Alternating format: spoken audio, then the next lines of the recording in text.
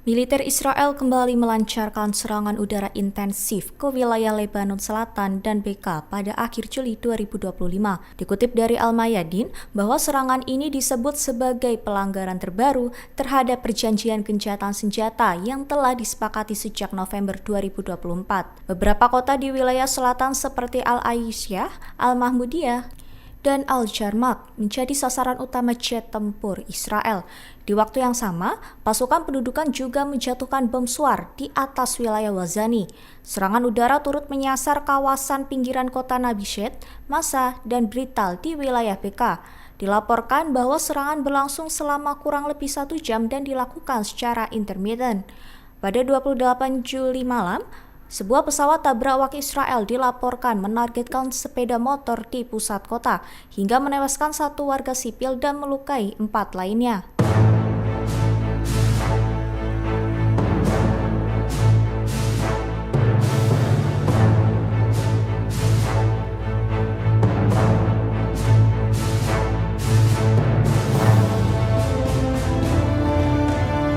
Rusia resmi memulai babak baru dalam hubungan bilateralnya dengan Suriah seusai tumbangnya rezim Bashar al-Assad pada Desember 2024. Pada 31 Juli 2025, Presiden Rusia Vladimir Putin menerima Menteri Luar Negeri Suriah Ashad al-Shaibani di Kremlin. Pertemuan tersebut menandai dimulainya fase baru kerjasama antara Moskow dan Damaskus. Mengutip dari Tribun News, delegasi Suriah tersebut juga melakukan pembicaraan dengan sejumlah pejabat tinggi Rusia untuk mempererat pemahaman politik dan militer antara kedua negara. Pemerintah Suriah menyebut pertemuan tersebut sebagai momen bersejarah yang mencerminkan perubahan signifikan dalam arah hubungan kedua negara.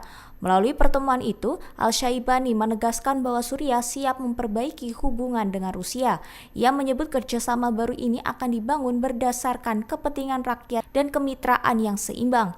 Selain itu, Putin menyampaikan bahwa Rusia menolak segala bentuk intervensi dari Israel terhadap Suriah dan berkomitmen mendukung rekonstruksi serta stabilitas wilayah tersebut.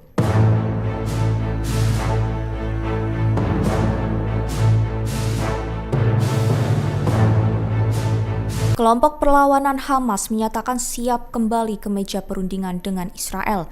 Namun mereka menegaskan bahwa kelaparan di jalur Gaza harus segera dihentikan sebelum proses negosiasi bisa dilanjutkan. Mengutip dari Tribun News bahwa Hamas menilai pembicaraan damai tak lagi relevan selama jutaan warga Palestina masih menderita kelaparan akibat pengepungan Israel. Mereka juga mengkritik langkah Israel yang sempat menarik delegasi dari negosiasi di Doha, Qatar. Melalui pernyataannya pada 31 Juli 2025, Hamas menyebut kelaparan di Gaza telah mencapai titik kritis hingga menjadi ancaman serius bagi kehidupan lebih dari 2 juta warga. Mereka mendesak masyarakat internasional segera bertindak untuk menghentikan apa yang mereka sebut sebagai pembantaian massal oleh Israel. Hamas juga meminta agar bantuan makanan dikirim tanpa syarat dan pembatasan serta menjamin keselamatan warga yang menerimanya.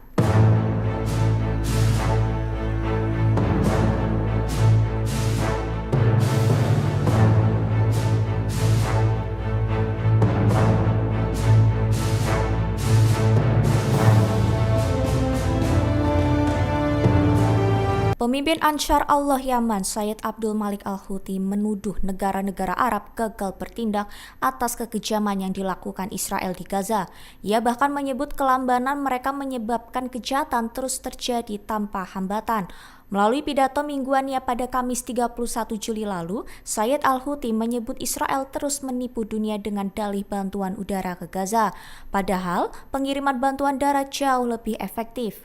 Mengutip dari Al-Mayadin, yang menilai aksi airdrop hanyalah ilusi kemanusiaan untuk menutupi kekejaman nyata. Ia mengklaim bahwa kelambanan negara-negara Arab bukan berasal dari rakyatnya, melainkan dari pemerintah mereka yang tunduk pada pembatasan dan tekanan politik.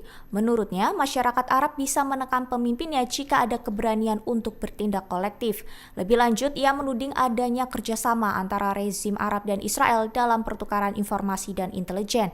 Ia juga mengecam sikap Eropa, terutama Inggris yang menurutnya kontradiktif, mengklaim ingin mengakui negara Palestina namun tetap memasok senjata ke Israel.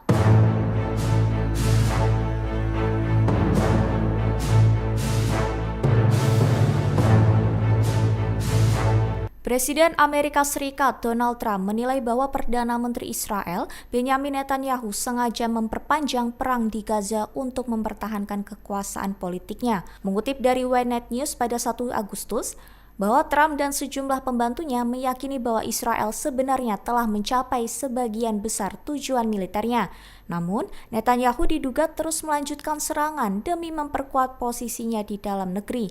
Sumber Gedung Putih menyebutkan bahwa frustasi terhadap Netanyahu terus meningkat, meski hal itu belum berdampak pada perubahan kebijakan resmi Amerika Serikat. Trump secara terbuka menyatakan bahwa satu-satunya cara cepat menyelesaikan krisis kemanusiaan di Gaza adalah dengan Hamas menyerah dan membebaskan para sandera.